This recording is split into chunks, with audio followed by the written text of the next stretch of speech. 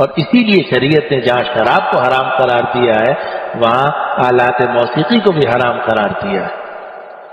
لیکن ایک ہے آلات موسیقی نہیں بلکہ موسیقی، یعنی ترنم جسے آپ کہہ لو، وہ حرام نہیں ہے.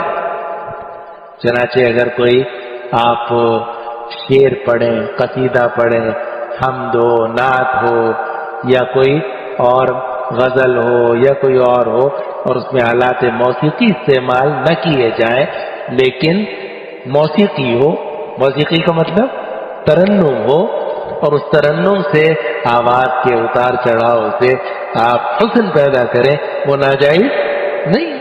چنانچہ اگر کوئی حمد اچھی لہجے میں پڑھی جائے اتار چڑھاؤ کے ساتھ بالکل جائز ہے. نعتیں آپ سنتے ہیں، اچھی غزلیں آپ سنتے ہیں، مزہ بھی آتا ہے، سب جائز ہے.